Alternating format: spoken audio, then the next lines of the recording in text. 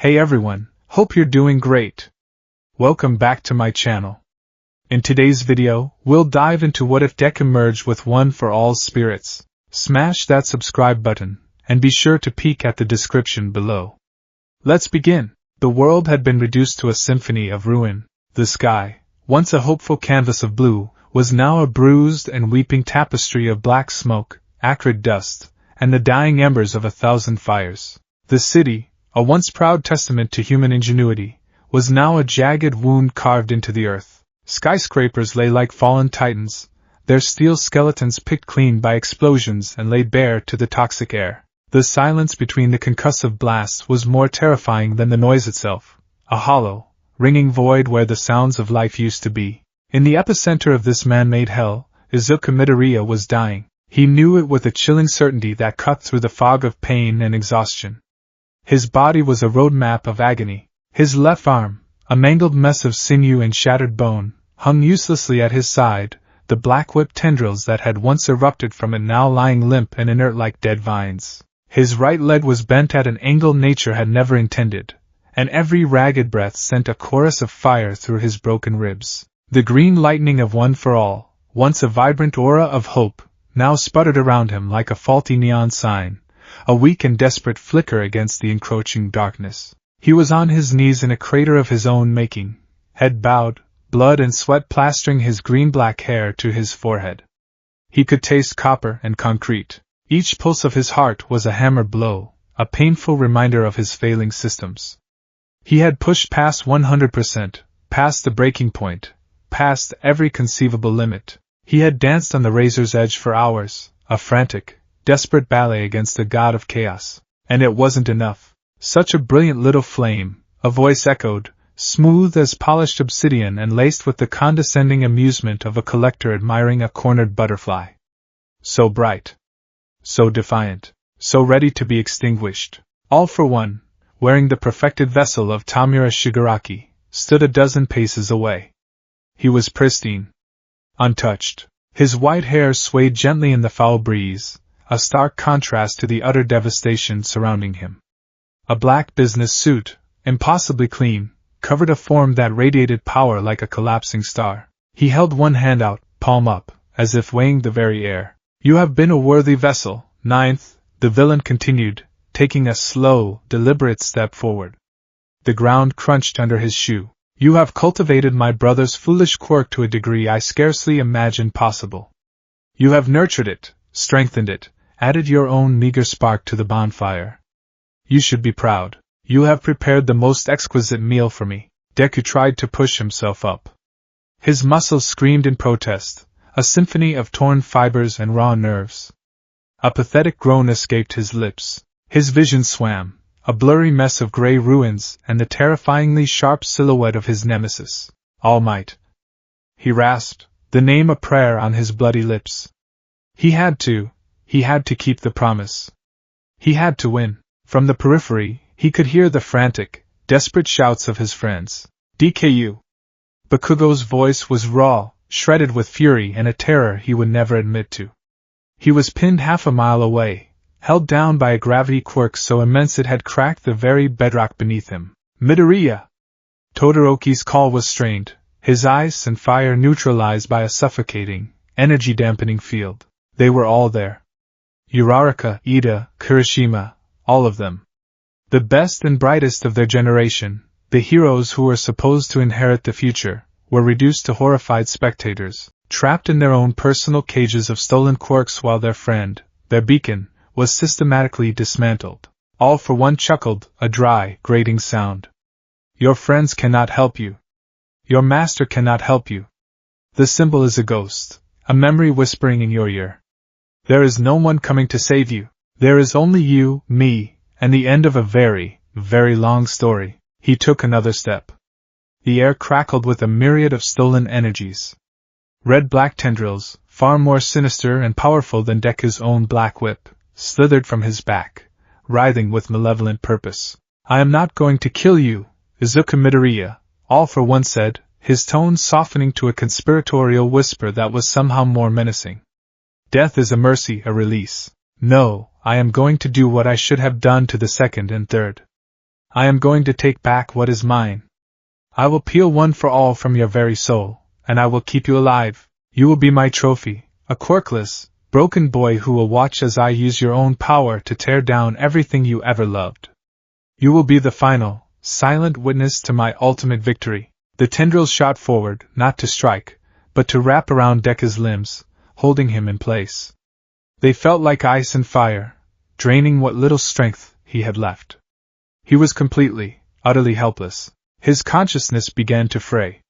The sounds of the world faded into a dull roar. The face of All for One, leaning in now, his smile a rictus of triumph, began to blur. Black spots danced in his vision. No, not like this. He thought of his mother. He thought of All Might's skeletal, smiling face telling him, "You can become a hero." He thought of Uraraka's determined eyes, Ida's rigid loyalty, Todoroki's quiet friendship, Bakudo's explosive, begrudging respect. All of it, everything he had fought for, was about to be turned to ash. As All for One's hand, crackling with a sickly green and red energy, reached for his face, Izuku Midoriya's spirit finally broke free from his battered body. He wasn't rising to the heavens or descending into oblivion. He was falling inward. The world dissolved, and he found himself in the familiar, shadowy expanse of the Vestige realm. This was the heart of One for All. A vast, nebulous space of swirling twilight and silent thought, where the consciousnesses of the previous users resided. Usually, it was a place of quiet contemplation, a silent council chamber. Today, it was a fortress under siege. The realm itself was fracturing. Great, angry cracks of crimson light, the color of All for One's stolen power, spiderwebbed across the shadowy void. The air, usually still, hummed with a foreign, predatory pressure that sought to crush and consume them. The 8 vestiges were gathered, their ethereal forms flickering like dying candle flames. They were not watching the battle on some metaphysical screen. They were feeling it. They felt the Ninth's bones break, his muscles tear, his hope curdle into despair. They felt the oppressive, suffocating presence of their ancient enemy at the very gates of their existence. Daigoro Banjo, the 5th user, a boisterous man with a wild mane of hair, slammed a ghostly fist into his palm. Damn it! He's going for the steel. The kid's body is giving out. We're trapped. His usual bravado was gone, replaced by a caged animal's fury. Beside him, and the 6th, his face obscured by the collar of his coat, let out a plume of spectral smoke. His life force is fading. Once it's extinguished, our connection to the physical world will be severed. We'll be assimilated. Erased. Haikid Shinomori, the 4th user, was a ball of tightly wound anxiety. His form was almost transparent with fear. I warned him. I warned him of the danger, the accumulation, the target on his back. It was always going to end like this. Nana Shimura, the 7th user, floated with her arms wrapped around herself, her face a mask of anguish. She was watching her legacy, the legacy she had passed to Tashinori, crumble before her very eyes. Her own final, desperate fight against All for One played out in her mind's eye, the pain, the fear, the crushing defeat. She couldn't bear to see it happen again, not to this kind, brave boy who was so much like her Tashinori. Toshi, she whispered, looking at the spectral form of All Might. The vestige of Tashinori Yagi was gaunt and spectral, a pale imitation of the symbol of peace. He looked upon the scene with an expression of profound guilt and sorrow. It's my fault, he said, his voice a hollow echo. I chose him. I put this unbearable burden on his shoulders. He was just a child. The most ancient and stoic of the group, the 2nd and 3rd users, stood with their arms crossed. Their faces, always shrouded in a deeper shadow than the others, were grim. They were warriors from a darker, more brutal era. They knew defeat when they saw it.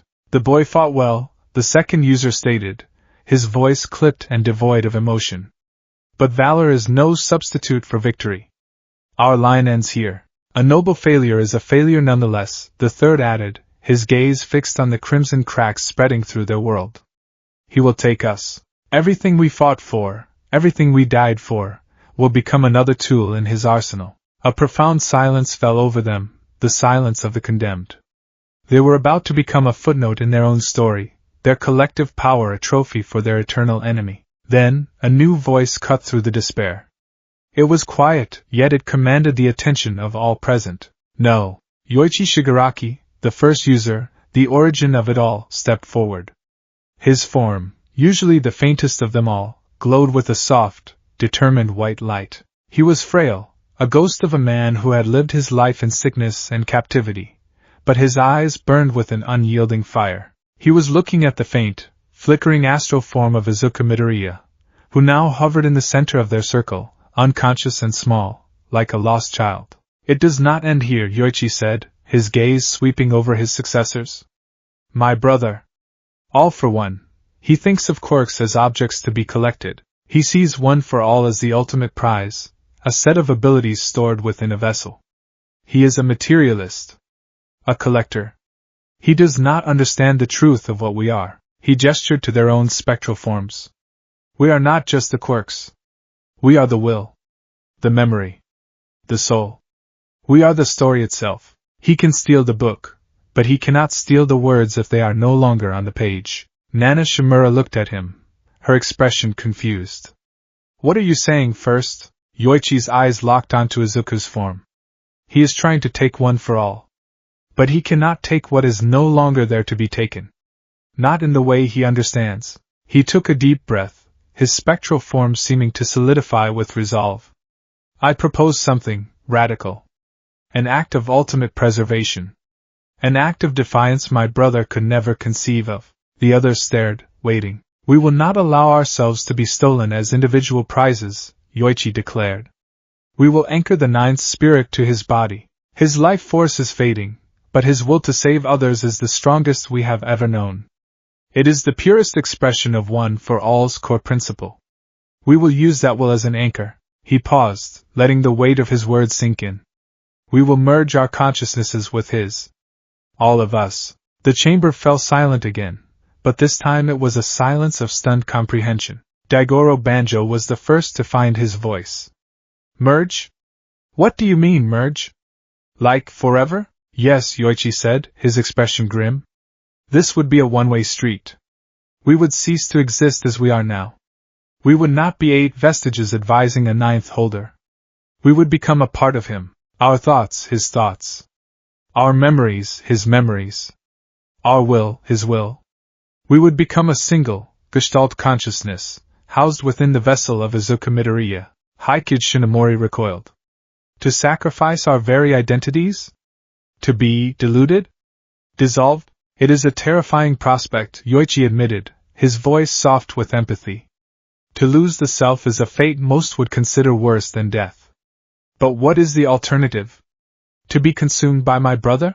To have our very essences twisted and corrupted, our powers used to inflict the very suffering we fought our entire lives to prevent? Is it better to be a pristine weapon on his rack, or to become the living soul of the hero who finally stops him? A powerful, emotional wave washed over the realm. It was from Nana Shimura. Tears, spectral and shimmering, traced paths down her cheeks. She looked at Izuku's small form, then at the vestige of Tashinori. She saw the lineage, the chain of hope, stretching from her sacrifice to All Might's triumph, to this boy's final, desperate stand. He is a good boy, she whispered, her voice thick with emotion. He is everything we ever hoped for. If my will can become his shield, if my love can become his strength, then I will not hesitate. She floated forward, her form glowing with a gentle, rose-tinted light. I chose Tashinori to carry on my dream. He chose this boy. To protect that dream, to protect him. I agree. For the future. For him. She reached out and placed a tender, translucent hand on Izuku's shoulder. All Might's vestige looked on, his face a canvas of deep, wrenching pain and fierce love. This boy, this quirkless, crying fanboy he had met on a rooftop, had become more of a son to him than he could ever have imagined. He had given him this power, this curse. He had set him on this path. I put this burden on you, my boy, Tashinori's voice cracked. I promised I would be there for you. I will not abandon you now, at the very end. He moved to stand beside Nana, his own pale golden aura intensifying. My flame may have faded, but its embers can still fuel your fire. I am with you, Midoriya. Always. He placed his hand on Izuku's other shoulder. The second and third users exchanged a long, silent look. Their motivations were not born of love or sentiment. They were forged in the fires of a forgotten war, fueled by a generations-old hatred for All for One. They saw the tactical brilliance, the sheer, spiteful perfection of Yoichi's plan. To deny the enemy his prize is a victory in itself, the second user stated, his voice a low growl. He floated forward, a figure of sharp angles and cold resolve. He has hunted us for a century. Let him find the nest empty. He wants to possess our history, the third added, moving with him. Let's become a history he can never read. A power he can never wield. Their agreement was a soldier's pact, sealed not with a handshake but with a shared, burning desire for vengeance.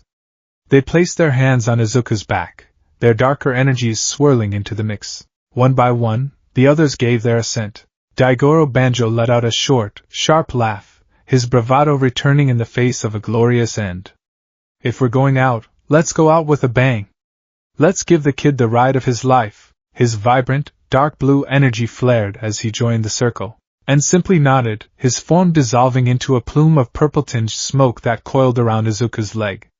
His quiet acceptance was as firm as any shouted declaration. Haikid Shinomori, the paranoid fourth, took a final, shuddering breath.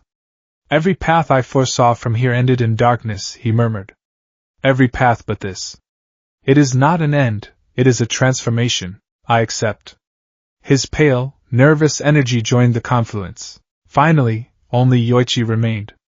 He looked at the ring of his successors, their individual lights beginning to bleed together, flowing into the young boy at the center. He looked at Izuku, who represented the culmination of everything he had unintentionally started. Then, his gaze pierced through the veil of their realm, towards the physical world, towards the brother who had become a monster. You sought to own me, to cage me, Yoichi thought, a silent message sent out into the void.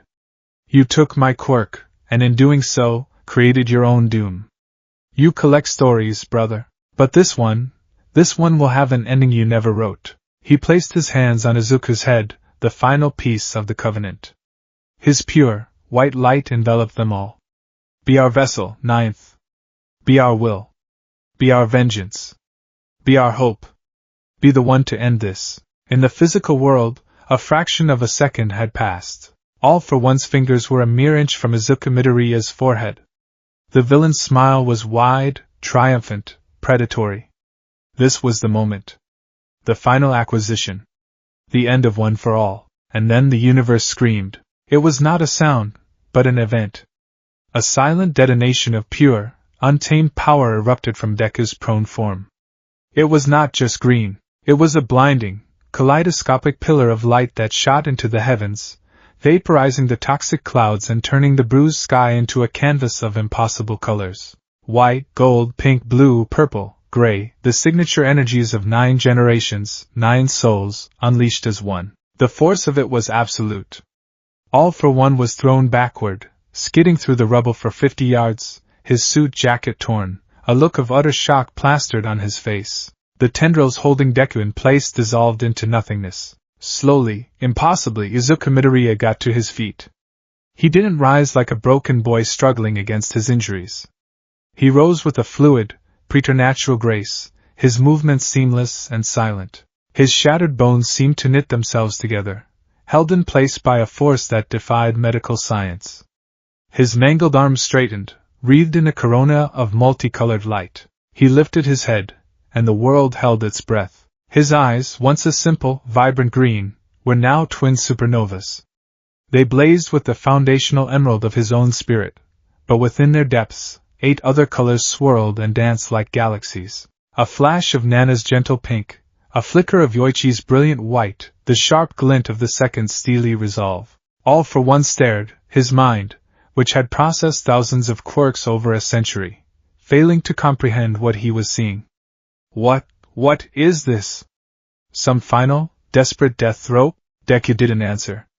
Not with words. He moved. It wasn't his usual frantic, high-stakes bouncing. It was a blur of absolute perfection. He activated float, lifting silently from the ground. In the same instant, dozens of black-whipped tendrils erupted from his back and arms. But they weren't wild and angry. They were precise, weaving through the air like a master weaver's loom, forming a complex lattice that anticipated All for One's potential escape routes. Insolent gnat! All for One roared, launching a volley of air cannons and kinetic energy blasts. Before the attacks even fully formed, Deku's head snapped to the side. Haikage's danger sense, now amplified by 8 other minds, wasn't just a warning, it was perfect, flawless precognition. He didn't just dodge.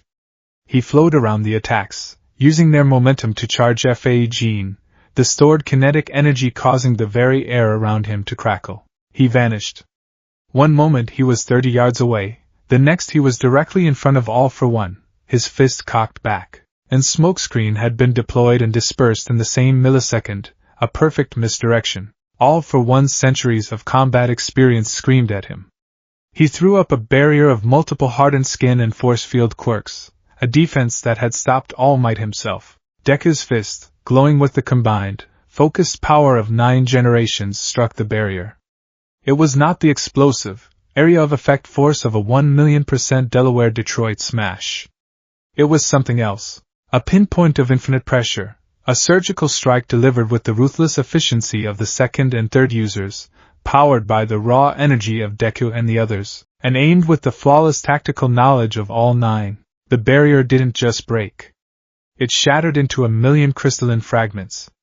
The punch continued, slamming into All for One's chest.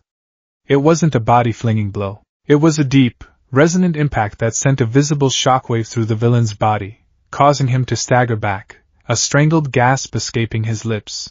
For the first time in a very long time, he felt true, undiluted pain. He stared at the boy, the thing, before him, his mind reeling. The movements, the strategy, the perfect, simultaneous use of multiple quirks. It was impossible. It was like fighting a committee of geniuses all at once, all of them sharing a single, flawless body. What are you? All for One demanded, his composure finally cracking. For the first time, the entity that was once Izuku Midoriya spoke. A low whisper emanated from him, but it wasn't a single voice. It was a chorus, a harmony of 9 distinct voices speaking in perfect, chilling unison. A young man's earnestness, a mother's resolve, a king's regret, a warrior's grit, a founder's quiet strength. We are the end of your story. With another impossible burst of speed, he moved again, a relentless, graceful engine of destruction. All for One, the ultimate predator, was now the prey. He was forced to retreat, to warp himself away in a swirl of black sludge, not out of tactical advantage, but out of sheer, unadulterated self-preservation. The battlefield fell silent once more. The multicolored light receded, coalescing back into a vibrant, steady green aura around the lone figure standing in the center of the crater. He stood panting, the immense power still thrumming through him, holding his broken body together. The dust began to settle. The world was quiet, watching. He looked down at his own hands, his glowing, multi-hued eyes wide with a dawning, terrifying awareness. He whispered to the silent ruins, to the memory of his enemy, to himself. The choral voice, softer now, a promise and a declaration. We are here. And then, the divine power that had animated him, the covenant that had held him together, receded like a tide. The raw, physical reality of his catastrophic injuries crashed back down upon him in a single, merciless wave of agony. His eyes rolled back in his head. The light died. The hero who was more than a hero, the boy who was no longer just a boy, collapsed face first into the dirt, utterly and completely unconscious. The first sensation was not sight, nor sound, nor touch. It was noise, not an external noise that vibrated the eardrums, but a deep, internal resonance that thrummed in the very marrow of his bones and echoed in the hollow spaces of his skull. It was a chorus of thought, a tsunami of emotion, a blizzard of memory, all crashing against the fragile shores of his own consciousness. Pressure is stable, heartbeat is strong, remarkably so. Too white. This room is too white. A perfect kill box. No cover. Oh, the poor boy. He must be so frightened. Pathetic. He's letting the sensory input overwhelm him.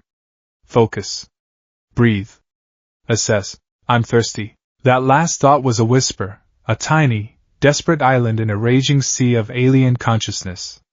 My thought. Izuku Midoriya's thought. He clung to it like a drowning man to a piece of driftwood. I'm thirsty. Hydration is critical for muscle and cellular recovery. Calculate necessary fluid intake based on estimated mass and metabolic expenditure, a dry, academic voice supplied. Haikid Shinomori IV. Water. I remember the taste of clean water. It was a luxury, a gruff, pained memory from the second. A nice, cold glass of soda would hit the spot right about now. Daigoro Banjo, V, boomed with phantom cheer. Izuku's eyes snapped open. The world flooded in, painfully bright. He was in a hospital room, the sterile white walls and antiseptic scent instantly familiar to any hero in training. A soft, rhythmic beeping came from a monitor beside his bed. His body was cocooned in soft sheets, and for the first time in what felt like an eternity, there was no pain. Not a single ache. He moved his left arm, the one he'd seen twisted into a mangled ruin, and watched in disbelief as it responded perfectly, flexing his fingers. Not a scar. Well. Look who decided to rejoin the land of the living. The voice was tart and familiar. Recovery Girl stood by his bed, her lips pursed in her usual mixture of stern disapproval and deep-seated care. She peered at him over her glasses, her gaze sharp and analytical. Your healing was unprecedented, she said, tapping a stylus on a data pad. Your bones were practically dust, your muscles shredded to ribbons.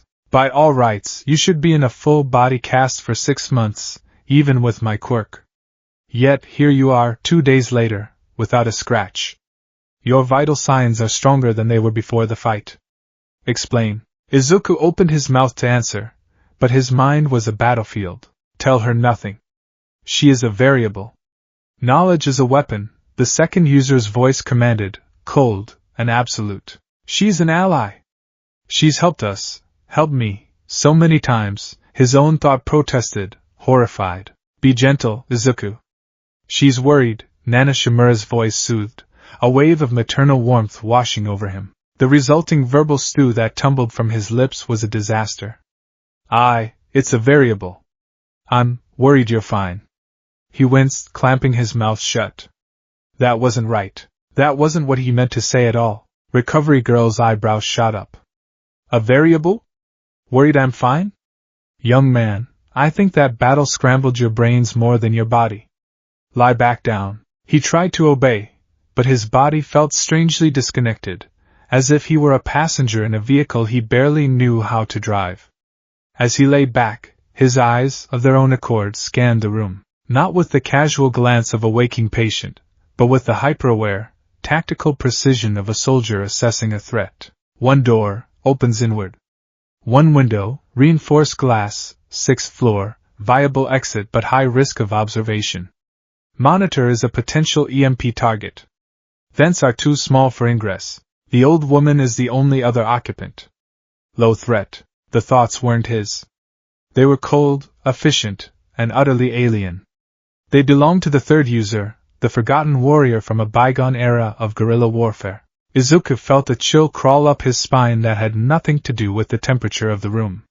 He was a prisoner in his own head, forced to listen to a running commentary of paranoia and combat analysis. Your friends have been beside themselves with worry, Recovery Girl continued, either ignoring or not noticing his strange behavior. Especially young Bakugo. He's been pacing outside your door like a caged wolf. And All Might, he hasn't left the hospital since they brought you in. The name, All Might, sent a jolt through him. A complex cocktail of emotions exploded in his mind. His own hero worship and filial love crashed into the deep, profound regret of the Tashinori vestige and the maternal pride of Nana Shimura. It was dizzying. As if on cue, the door slid open. Tashinori Yagi entered, looking more gaunt and skeletal than ever. The relief that washed over his face was so profound it was painful to watch. His eyes, sunken in their sockets, welled with moisture. Young Midoriya. My boy. He breathed, his voice trembling as he rushed to the bedside. He reached out a bony hand, hesitating as if afraid Deku might shatter at his touch. All Might, Deku said, and thankfully it was his own voice, clear and true. We saw the light, Tashinori said, his voice dropping to a conspiratorial whisper. We saw what you did. You repelled him. You won? But how? What happened? One for all feels different. Stronger. I can feel it from here, like a furnace, Deku tried to explain. He wanted to tell him about the desperation, about the vestiges, about the impossible choice they had made. But the words wouldn't form. The council in his head was in an uproar. He cannot know the full truth. It would break him, Nana's voice pleaded, full of love and pity for her successor. His guilt is a weakness. Do not compound it, the second user stated flatly. Tell him. He's my successor. He deserves to know what we did. The All Might Vestige's voice roared with internal anguish. My boy, I'm so sorry. The voices overlapped, a chaotic spiral of conflicting advice and raw emotion.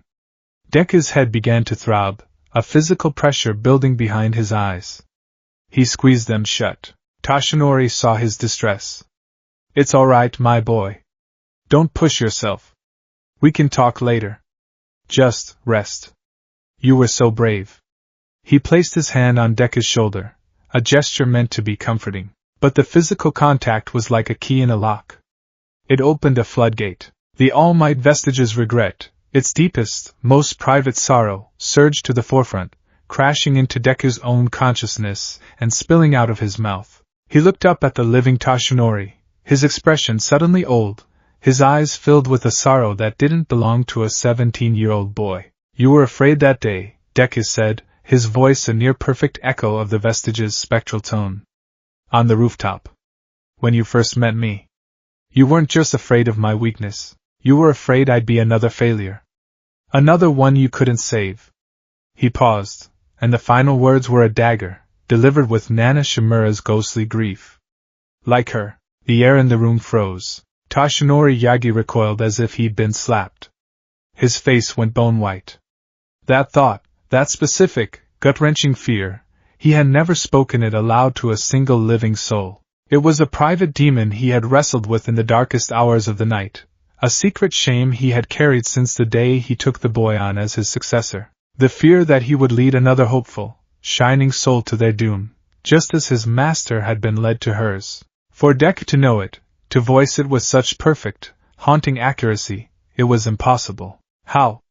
Toshinori stammered, his hand falling away from Deku's shoulder. How could you possibly know that? Deku's eyes widened in horror at what he had just said. The control he thought he had was an illusion.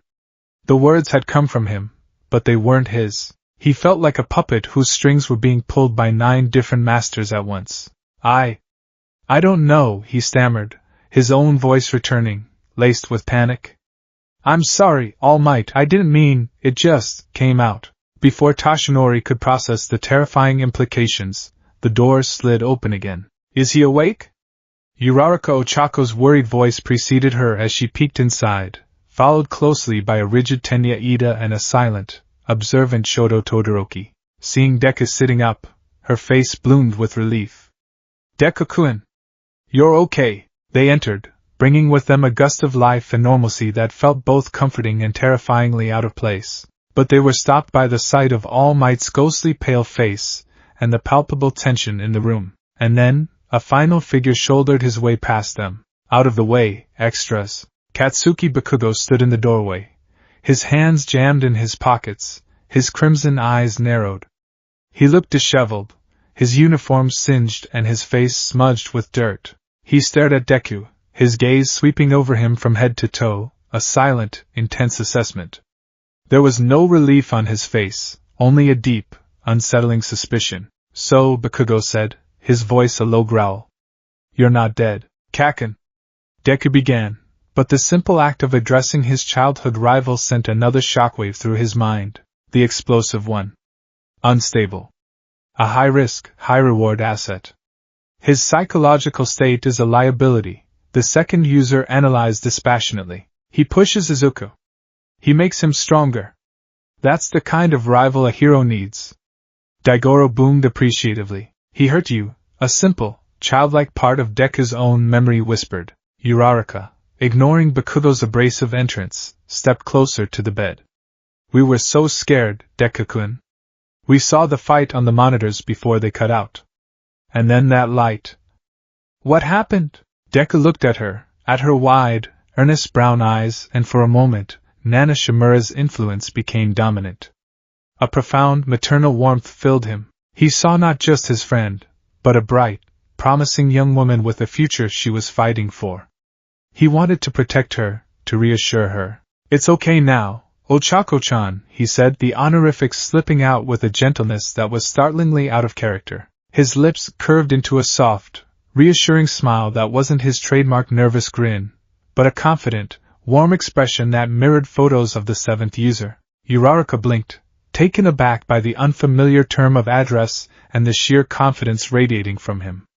Okay. But just as quickly the warmth was gone, replaced by an icy, analytical wave. The second user's pragmatism had surfaced. Deku's eyes flickered, the green irises seeming to harden as he looked her over. Your reliance on close-quarters combat is a significant vulnerability, he stated, his tone flat and clinical. Your quirk requires you to touch your opponent, but your technique for closing the distance is predictable. You telegraph your movements with your posture. Against a sufficiently skilled opponent, you would be neutralized before you ever got within range. You need to diversify your approach. Feints. Misdirection. Environmental manipulation. The words hung in the air like icicles. Uraraka stared at him, her mouth slightly ageti. Her expression shifted from relief to confusion, and then to a raw, visible hurt. It was as if her best friend had suddenly transformed into their strictest, most critical instructor. What? She stammered, taking a half-step back. Ida, ever the formal one, stepped forward, chopping the air with his hand. Midoriya-kun. While tactical analysis is commendable, Uraraka-san is here out of concern for your well-being. Your bedside manner is unbecoming. Deku's head turned to Ida. This time, Dagoro Banjo's voice rumbled with interest. Those legs. Look at the pistons. A combustion-based system? Ingenious. But the exhaust ports could be redesigned for greater thrust vectoring. Your exhaust system is inefficient, Deku blurted out, pointing at Ida's calves. You could achieve at least a 15% increase in acceleration and maneuverability by redesigning the port geometry to allow for vectored thrust. The current design sacrifices agility for raw forward momentum. Ida froze mid-chop, his jaw dropping. He stared down at his own legs, then back at Deku, his mind utterly boggled. How could Midoriya possibly have such a sophisticated, mechanical insight into his quirk? Through it all, two people remained silent. Todoroki stood near the wall, his heterochromatic eyes narrowed in thought. He wasn't looking at Deku with fear or confusion, but with an intense, analytical curiosity. He saw the flicker of color in Deku's eyes, a flash of pink when he spoke to Uraraka, a steely gray when he analyzed her quirk. He saw the subtle shifts in posture, the way he held himself with an unearned authority. Todoroki had spent his life under the shadow of a legacy, wrestling with the ghost of his father's ambitions. He recognized the signs of a person at war with themselves. This was more than just post-battle trauma. And then there was Bakugo. He hadn't moved from the doorway, his crimson eyes burning holes into Deku. He wasn't seeing the tactical genius or the mechanical expert. He was seeing a fraud. An imposter sitting in his rival's hospital bed. The Deku he knew was a mumbling, crying, determined idiot who looked at heroes with stars in his eyes. This thing, with its cold analysis and shifting personalities, was not him. What the hell is wrong with you? Bakugo finally snarled, his voice cutting through the bewildered silence. All eyes turned to him. Stop screwing around, he growled, taking a step into the room. His hands began to spark, tiny pops of explosions echoing the rage building in his chest. You think this is funny? Waking up and acting like some damn know-it-all robot? You trying to freak everyone out? Kaken, I'm not, Deku started, but Bakugo cut him off. Shut up, he roared, striding right up to the bed. Uraraka and Ida flinched back. All Might took a protective step forward. I'm talking to Deku. The useless, stubborn nerd I grew up with. Not whatever the hell this is. He jabbed a finger at Deku's chest. You were always a damn crybaby. Always tripping over your own feet. Always mumbling in that stupid notebook. But you were always there. You never backed down. That's the guy I've been trying to beat. So who the hell are you? The direct, aggressive confrontation was a catalyst. The fragile peace in Deku's mind shattered completely. The 9 voices rose in a deafening crescendo, threat level rising. Hostile intent detected. He dares speak to the 9th like that? Put him in his place. Katsuki is just scared. He doesn't understand. Defend yourself, boy. Don't let him see weakness. My boy, no, don't fight him. He's right. This isn't me. Who is this? What is this? Deku clutched his head, a genuine groan of pain escaping his lips. Stop, he whispered, his eyes squeezing shut. Please, it's too loud. Bakugo's eyes widened slightly, the rage momentarily replaced by a flicker of confusion. Loud? What's loud? The monitor? No, Deku gasped, his body trembling. In my head. They're all talking at once. That was the wrong thing to say. Bakugo's face hardened again, mistaking the genuine plea for more bizarre acting. Oh, so now you're hearing voices? Is that it? He sneered. That's your new, pathetic excuse? You get one big win and suddenly you're too good for us? You're some kind of tragic, crazy hero now? He grabbed the front of Deku's hospital gown, yanking him forward. I'm not buying it. Snap out of it, you damn nerd. The sudden aggression triggered a purely reflexive response. Not from Deku, but from the warriors who lived inside him. Before anyone could react, Deku's arm moved in a blur. He didn't strike. He simply slipped his hand inside Bakugo's grip, twisted his wrist at a precise angle that exploited the joint's weakest point, and used Bakugo's own forward momentum to spin him around, forcing him down onto one knee with his arm locked behind his back. It was a brutally efficient, painless, and completely immobilizing maneuver. The entire sequence took less than a second. The room fell into a deathly silence. Bakugo was frozen, not from pain, but from sheer, absolute shock. He was on the floor, helpless, brought down by Deku with a move he had never seen, a move that felt less like a quirk and more like decades of honed martial arts experience. Deku stared down at his own hand, holding Bakugo in place, his expression one of pure horror. I didn't do that, he whispered, his voice trembling. He immediately let go, stumbling back against his pillows. Bakugo scrambled to his feet, clutching his wrist, his face a mixture of fury and a new, unsettling fear.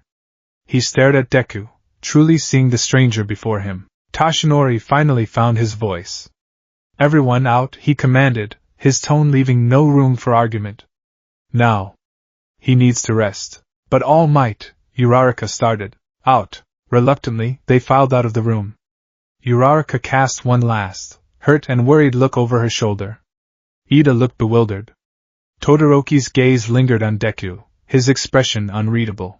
Bakugo was the last to leave, his crimson eyes locked on Deku's, filled with the promise of a confrontation to come. He didn't slam the door. He closed it with a quiet, unnerving click. Deku was left alone with Toshinori and Recovery Girl, the silence in the room a stark contrast to the roaring tempest in his mind. Young Midoriya, Toshinori began, his voice heavy with dread. What is happening to you? Deku couldn't answer.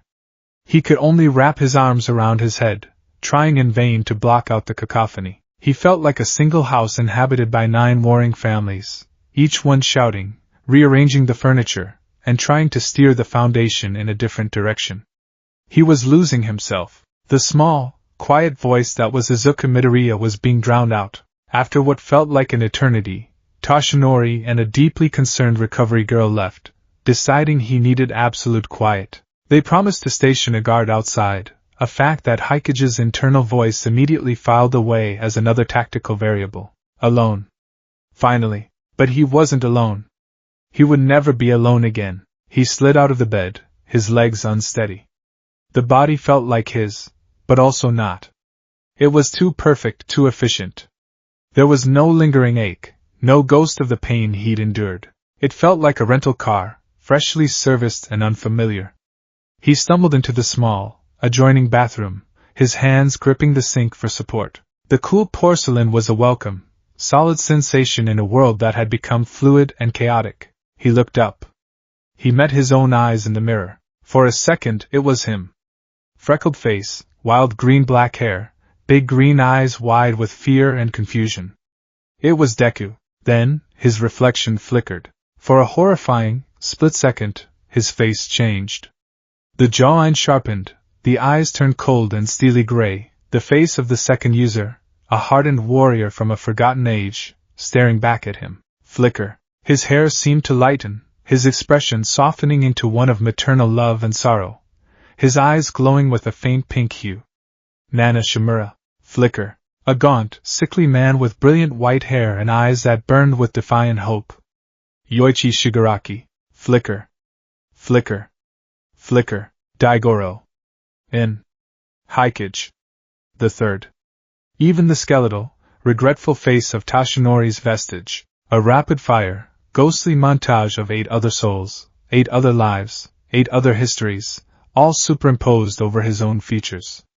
They were all there, staring back at him from his own eyes. They were all him. He was a living photograph, double exposed 8 times over. The final image to linger before his reflection stabilized back to his own was Yoichi's, his expression one of immense sorrow and unwavering resolve. Deku stared at his own face, now just his own again, but the afterimages were burned into his mind. He saw the freckles, the green hair, the familiar features of Izuku Midoriya, but the person behind the eyes was a question mark. The boy who wanted to be a hero. The 9th user. The vessel. The covenant. The cage. He was all of them.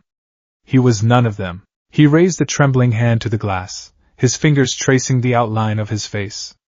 The reflection mimicked the movement, but it felt like a stranger was on the other side. The cacophony in his head quieted for a brief, terrifying moment, replaced by a single, soul-shattering question that rose from the depths of his being. A whisper in the silent bathroom, a scream in the abyss of his own soul. Who am I? The air in Gym Gamma was vast and cold, smelling of concrete dust and ozone. The colossal training facility, a testament to UA's bottomless budget, was a cavern of possibilities. Movable skyscrapers, collapsible streetscapes, and programmable terrain simulators made it a playground for the gods, a place where heroes could bend reality to test their limits. Today, it felt less like a playground and more like an operating theater. Izuku Midoriya stood in the center of the polished concrete floor, a small, green-clad figure in the immense space. He wore a fresh gym uniform, but he felt as exposed as if he were naked. Standing on the observation deck high above were the 3 men who now held his fractured future in their hands, a skeletal All Might, a weary and stoic Aizawa, and the inscrutable Principal Nizu. 2 days had passed since the chaotic scene in the hospital room. 2 days of forced isolation, of bland meals eaten in silence, and of a relentless, never-ending storm of voices in his head. He had tried to meditate, to focus, to find the quiet core of himself, but it was like trying to find a single grain of sand in a hurricane. He was a vessel, a container, and the contents were spilling into one another, creating an unbearable, chaotic mixture. The decision had been made by Aizawa and Nizu, with a reluctant All Might concurring. They couldn't let him back into class. They couldn't let him out in public. They didn't know what he was. An asset? A liability? A time bomb? The first step was assessment. They had to see what this new entity, this Midoriya Prime, could do. Are you ready, Midoriya? Aizawa's voice, flat and amplified by the gym's PA system, echoed in the vastness. It felt like the voice of a god addressing an ant. Izuku took a deep breath, the simple act a monumental effort of will. He had to compartmentalize. He had to take control. Just breathe, Izuku. You can do this. We believe in you. Nana's voice was a warm current in the cold river of his anxiety. Show them, kid. Let's give them a real show. Daigoro's boisterous energy was a firecracker in his brain. Observe their positions. Aizawa at the northern console, blind spot to his immediate left. Nizu has a full panoramic view. All Might is compromised by his emotional attachment. He is the weak link in their observational chain. The second user's voice cut in, cold and sharp as a shard of glass. Yes, Sensei, Izuku called out, his voice clearer than he expected. I'm ready. The objective is simple, Aizawa continued. Power demonstration. We need a baseline. First, Black Whip. Manifest and control. Strike the targets as they appear. On cue, a dozen reinforced concrete pillars, each the size of a small car, erupted from the floor in a scattered pattern around the gym. Izuku closed his eyes for a second. He remembered the first time Black Whip had exploded from his arm, a wild, uncontrollable beast born of anger. He remembered the agonizing struggle to tame it, to make it an extension of his will. Now he simply reached for it. It's just a part of you now, Ninth, Daigoro's voice rumbled with pride. It's like flexing a muscle you never knew you had. Just let it out. Izuku extended his right arm, and with a silent, fluid grace, dozens of black and green tendrils unspooled from his skin. There was no explosive burst, no strain on his face. They moved like ink in water, silent, purposeful, and utterly under his command. They hung in the air, awaiting his instruction, more like a pack of trained serpents than the chaotic energy whips they once were. Targets active, Aizawa's voice commanded. Red lights blinked to life on the pillars. Without a conscious thought, Izuku's eyes flickered, his mind processing the positions, trajectories, and timing with the speed of a supercomputer. This wasn't just his own analytical brain anymore.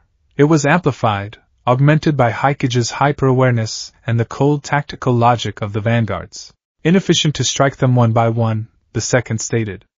Create a web. Strike simultaneously. A web would be awesome. Daigoro cheered. Izuku acted. He didn't just lash out. He wove.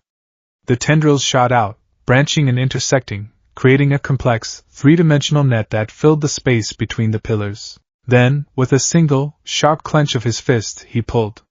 The tips of a dozen tendrils snapped forward like cobra heads, striking the center of each red light in the exact same microsecond. The sound was a single, deafening crack that echoed through the gym. Silence. Smoke drifted from the shattered impact points on each pillar. It was perfect. Flawless. Up on the observation deck, All Might gripped the railing, his knuckles white. My God, he whispered. It took him months to gain even rudimentary control of that quirk. Now, he wields it like he was born with it.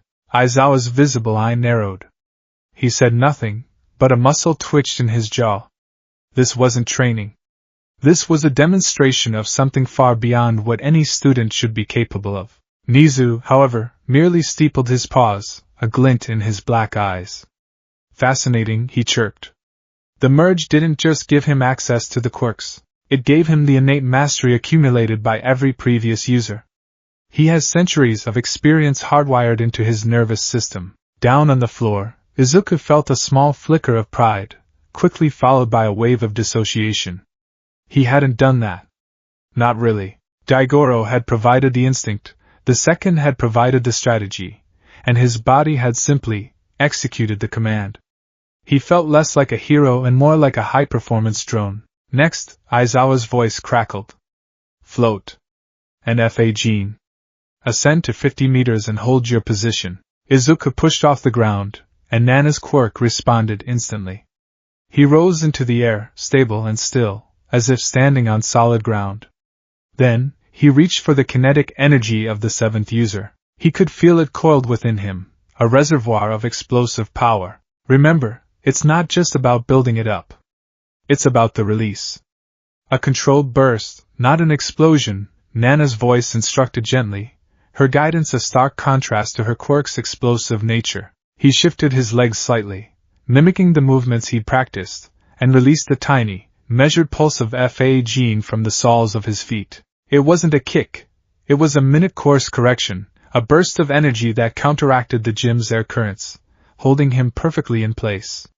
He was a statue suspended in midair. Impressive, Aizawa admitted grudgingly.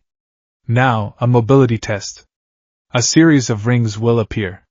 Pass through all of them. Time limit, 30 seconds. A holographic course materialized in the air, a twisting, corkscrewing nightmare of rings that snaked around the pillars and up toward the ceiling. A simple flight path won't be fast enough, Haikuge's paranoid, analytical mind calculated instantly. Air resistance is a factor. A direct application of float will be too slow. Use Black Whip to pull, use FA gene to push. Combine them. Daigoro shouted with glee. No. More efficient to use Black Whip as anchor points and FA Gene as a series of directional bursts. Treat the environment as a set of handholds, the third corrected coolly. Izuku's mind became a nexus of their ideas. He saw the path not as a line, but as a series of points in space. He took Nana's gentle control, Daigoro's enthusiasm, the Vanguard's ruthless efficiency, and synthesized them. He exploded into motion. He shot forward, a green and black blur. Black Whip tendrils lashed out, not to strike, but to latch onto pillars and ceiling girders. He didn't fly, he ricocheted. He'd pull himself toward an anchor point with Black Whip, then, just before reaching it, release a concussive blast of FA Gene from his feet or back, propelling him in a new direction. Float was used not for propulsion, but for stabilization and to negate gravity, allowing him to treat any surface, wall, ceiling, pillar, as the ground. He was a human pinball, a living embodiment of controlled chaos. The sounds were a rapid-fire staccato of thwips from the whips and sharp cracks from the FA Gene releases. He moved with a three-dimensional grace that defied physics, passing through the final ring just as the timer flashed 7 seconds. He landed softly in the center of the gym, not even breathing heavily. The silence that followed was heavier than before. On the deck, Aizawa lowered his binoculars, his face pale. 7 seconds, he muttered. The simulation projected a best-case time of 24 seconds for a top 10 pro hero. It's the synergy, Nizu explained, his voice alight with intellectual fervor. He's not using the quirks in sequence. He's using them simultaneously, weaving them together into something new, something greater than the sum of its parts. All Might felt a cold dread mix with his pride. He was watching the birth of the most powerful hero who had ever lived. And he was watching the boy he saw as the sun disappear inside the machine. Down below, Izuku felt the weight of their stares. The performance had been perfect, but the internal cost was mounting. Every action was a committee decision. Every thought was a debate. Let's move to a more complex scenario, Aizawa's voice announced, pulling him from his thoughts. Simulated rescue. The west side of the gym will now simulate a collapsing urban environment. A rescue dummy is trapped on the 5th floor of the central structure. Your objective is to retrieve the dummy and bring it to the designated safe zone. Collateral damage will be assessed. The floor shifted and groaned. Concrete plates rose, forming the facades of crumbling buildings. One structure in the center, 10 stories high, began to groan and tilt ominously, holographic fire blooming in its windows. A red marker indicated the dummy's location. This, Izuku understood. This was heroism. This was what he was meant to do. I can do this. He took a step forward, his mind already charting the safest path. Use float to get to the 5th floor, reinforce the surrounding structure with Black Whip to prevent further collapse, retrieve the dummy, then create a stable exit. A cold, sharp thought cut through his own like a razor. Negative. That is the least efficient path. The second user's voice was utterly devoid of sentiment. Izuku froze, his plan evaporating. What? He thought back, his own internal voice small and confused. The structure is compromised beyond salvation, the second continued, his tactical analysis overlaying Izuku's vision with lines and angles. Time spent reinforcing it is time wasted. The probability of secondary collapse during the attempt is 78%. The objective is the target, not the building. The fastest route is a direct line. A red line appeared in Izuku's mind's eye, piercing straight through the wall of the neighboring, more stable building, through the crumbling structure, directly to the dummy. You want me to just smash through the walls? Deku thought, horrified. There could be people in there. It's a city. It is a simulation, the third user's voice added, just as cold. And in a real scenario, hesitation equals death. Your target's in your own. The mission is paramount. Sentiment is a luxury we could never afford. It is a liability that will get you killed. No! Nana's voice flared, full of righteous anger. That is not what being a hero is. We protect. We save. We don't sacrifice the village to save one person. Izuku, don't listen to them. But their logic, its sound, Haikage's voice whispered, full of anxiety. The risk of the primary approach is high. A direct assault is statistically safer for the operative. The gym floor was a battlefield, but the real war was being fought inside Izuku's skull. His own heroic ideals, nurtured by all might and his own heart, were at war with the ruthless, battle-hardened pragmatism of men who had fought and died in a darker world. They saw a math problem. He saw people who needed saving. He stood there, rooted to the spot, his body trembling slightly. He was paralyzed. One foot wanted to move forward into a careful, heroic rescue. The other was being held back by the cold iron logic of survival. Midoriya, what are you waiting for? Aizawa's voice boomed. The simulation is running. Choose. 9th Yoichi's voice entered the fray, not taking a side, but acting as the fulcrum. This is the crux of it. We are not you. We are a part of you. Our experiences are your tools, but you are the hand that wields them. You must forge the path. Your will must be the final arbiter. The pressure was immense. To choose his way was to ignore the logic that screamed it was a path to failure. To choose their way was to betray the very core of his being, the reason he had wanted to be a hero in the first place. Suddenly, another voice cut through the air, this one real and laced with arrogant fury. What the hell is he doing? Just standing there like a damn idiot. Izuku's head snapped up. Standing at the entrance to the gym floor, having just arrived, was Bakugo. He was in his own gym uniform, his hands sparking with barely contained impatience. Aizawa had called him. He was to be the final, and most important, test. The unpredictable variable. Bakugo, stay back until the current simulation is complete, Aizawa warned over the PA. Like hell! He's just standing there. Bakugo shouted, starting to stomp toward the center of the gym. Hey, Deku! You gonna stand there mumbling to yourself all day, or are you gonna do something? Bakugo's arrival was a lit fuse. The second and third users immediately flagged him as a disruptive element. Nana worried for the emotional state of both boys. Daigoro was excited for a real fight. The internal noise level skyrocketed, and in that moment of overwhelming chaos, a single, dominant impulse overrode all others. It was the second users, born from a lifetime of combat where hesitation meant death and an unexpected variable meant imminent threat, neutralized the disruption. Before Izuku could stop it, his body moved. He didn't charge at the building. He turned toward Bakugo. The hell are you looking at me for? Bakugo roared, his palms lighting up. I'm not the damn mission. Bakugo, stand down. That's an order. Aizawa yelled, but it was too late. Bakugo, interpreting Deku's silent, intense stare as a challenge, let out a furious battle cry and launched himself forward with a series of explosions. If you want to go, then let's go. He fired an AP shot, a concentrated blast of explosive energy. Danger sense screamed. Haikage's paranoia flooded Izuku's system, not as fear, but as pure data. Trajectory, chest high. Velocity, 150 meters per second. Impact in 0.8 seconds. Izuku's body moved.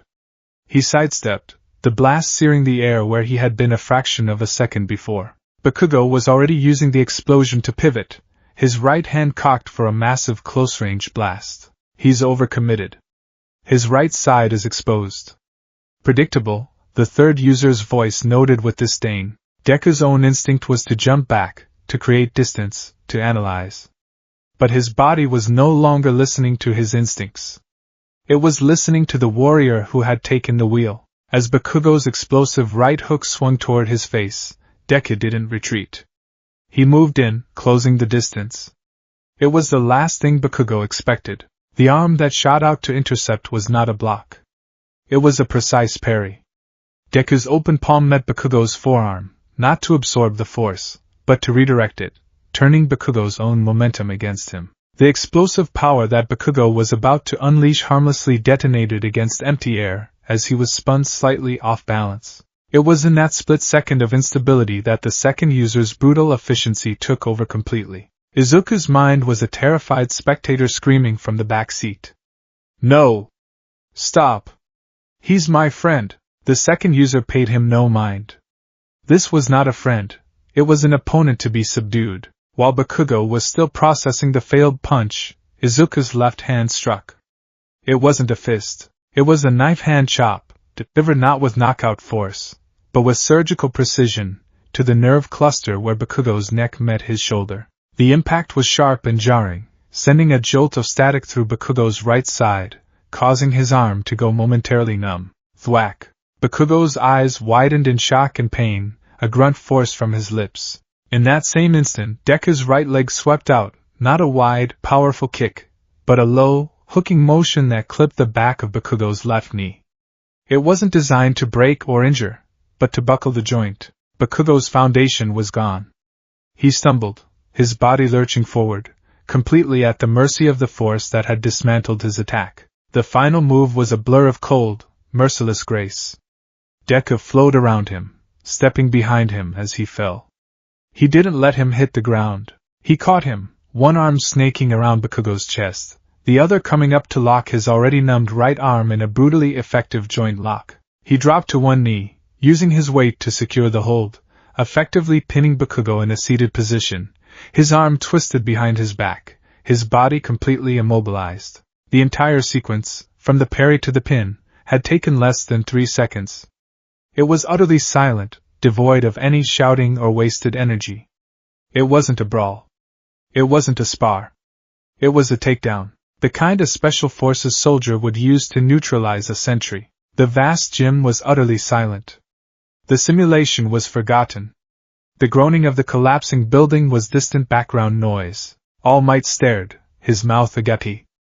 Aizawa was frozen at the console, his visible eye wide with disbelief. Bakugo was rigid, his breath hitched in his throat. He wasn't in excruciating pain. The hold was a control technique, not a torture one. But he was trapped. Completely and utterly helpless, and the one holding him was Deku. But the feeling, the cold, precise pressure on his joints, the absolute lack of emotion in the execution, this was not Deku. The Deku he knew fought with passion, with tears in his eyes and screams of effort. This was the work of a ghost, a killer, a genuine chill, the likes of which he hadn't felt since he was a child, crawled up his spine.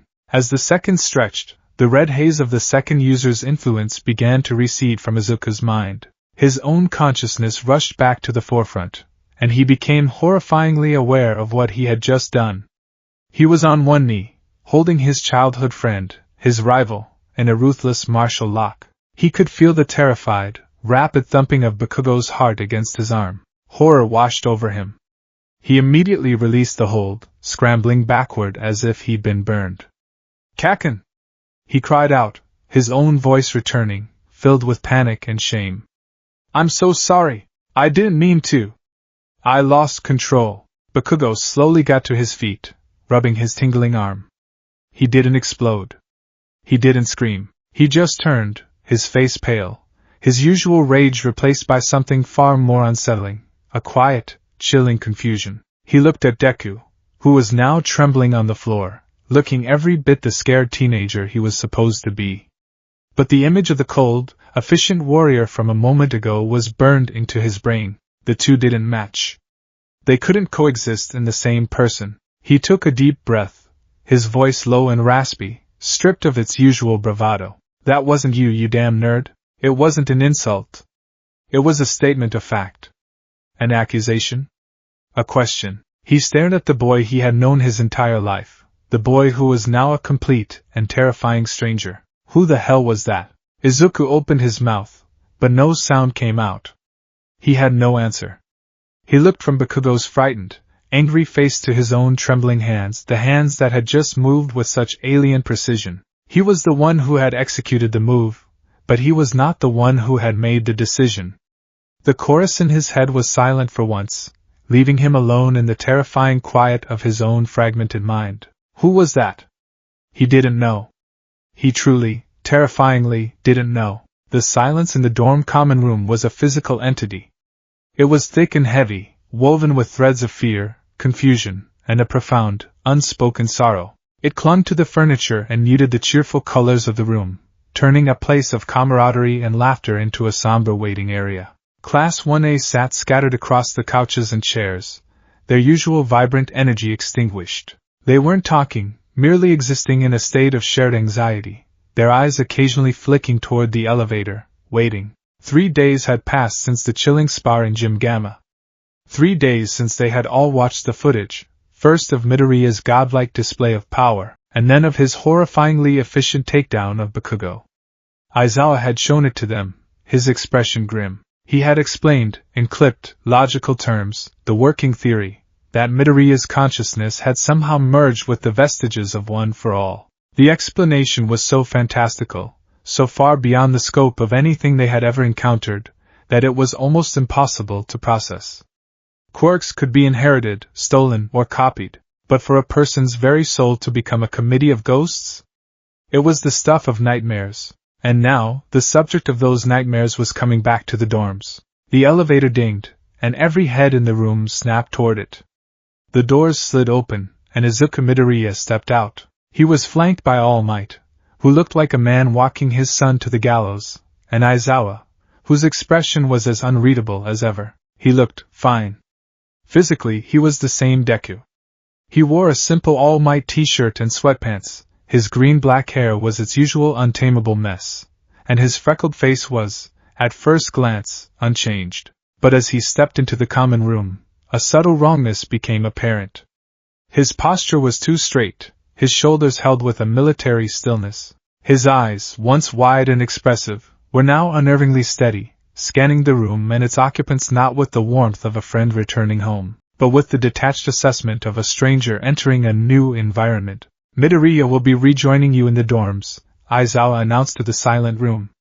He is under strict orders to report any irregularities, and you, he fixed his gaze on the students, are under strict orders to do the same. Do not provoke him. Do not treat him like a lab experiment. Just be normal. The irony of the command was crushing. How could anything possibly be normal again? All Might placed a hand on Izuku's shoulder. We're just a call away, my boy, he said, his voice laced with a pained hopefulness. Then, he and Aizawa departed, leaving Izuku alone with his classmates. The silence that descended was 100 times heavier than before. It was Izuku who broke it. Hello everyone, he said. His voice was level, almost placid. There was none of his usual nervous energy, no stammer, no flustered hand-waving. I apologize for any concern I may have caused. The formal, stilted apology was so unlike him that it only deepened the unease. It was Uraraka who found her courage first. She stood up, her hands clasped nervously in front of her. She had been wrestling with the memory from the hospital room, the cold, clinical takedown of her abilities. But beneath the hurt was a deep well of affection and worry for her friend. Deku-kun, she said, her voice a little shaky. We're glad you're okay. Are you feeling better? Izuku's eyes focused on her. For a fleeting moment, a warmth entered them, a flicker of pink light like a dying ember. It was Nana Shimura, her heart aching at the sight of the worried young woman. The corner of his mouth twitched, the beginning of a gentle, reassuring smile. But just as quickly, the warmth was extinguished, snuffed out by a wave of cold, hard logic. The second user, ever the pragmatist, saw Uraraka not as a friend, but as an emotional variable, a potential distraction from the mission. The internal conflict was a silent, split-second war. The result was a bizarre, unsettling neutrality. My physical condition is optimal, Izuku replied, his tone flat. The fledgling smile vanished. Recovery Girl's assessment confirms a complete and expedited cellular regeneration, likely an ancillary effect of the merge. My psychological state, however, remains fluid. Uraraka flinched as if she'd been struck. It was the same clinical detachment from the hospital, only worse. He was talking about himself as if he were a piece of malfunctioning hardware. She wanted to reach out, to hug him, to tell him it was okay, but he felt a million miles away, separated by a wall of invisible, analytical glass. She sat back down, her expression crumbling, the hurt in her eyes now mixed with a dawning fear. Kirishima, ever the bastion of straightforward manliness, tried a different approach. He stood up, flashing a sharp-toothed, encouraging grin. Hey, Midoriya! Don't worry about all that crazy stuff. You're still you, man. You just gotta power up. We're all here for you. He thumped his own chest.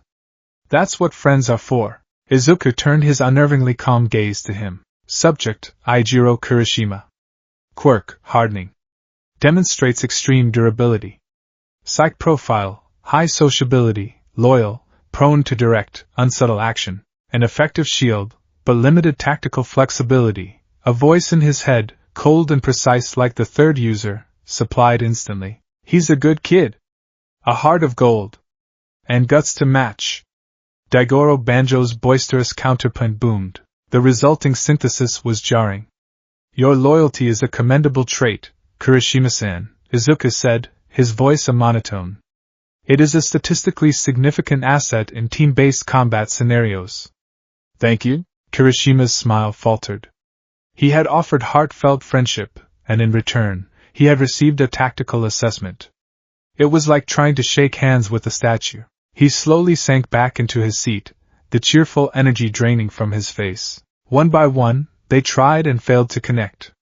Mina offered to play a video game, and he responded by analyzing the game's core mechanics and optimal win strategies with the passion of a tax auditor. Kaminari made a joke, and Izuku simply tilted his head, processing the humor as a social bonding ritual before explaining why the punchline was, from a logical standpoint, nonsensical. He was a fractured reflection of himself.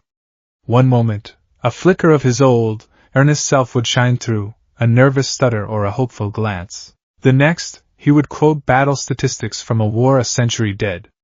Then, he would offer a piece of advice with the gentle, aching wisdom of Nana Shimura, only to immediately contradict it with the ruthless pragmatism of the vanguards. He was a living paradox, a walking contradiction.